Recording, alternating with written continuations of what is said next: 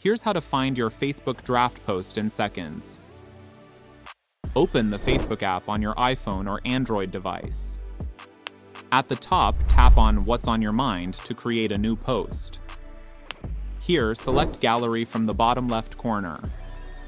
Browse and select a photo that you want to add to your post. You can add a caption to the post as well. Now, instead of posting it, tap on the X in the top left corner.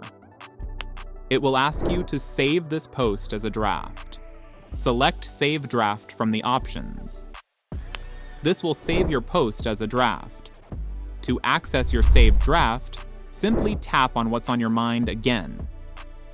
Your previously saved draft will automatically appear so you can continue editing or post it. Facebook only allows one draft post at a time, and there isn't a separate section to view all drafts. If you tap the X and choose Discard Post instead of Save Draft, the draft will be permanently deleted. The next time you tap What's on Your Mind, you'll see a blank post instead of your previous draft. And that's it.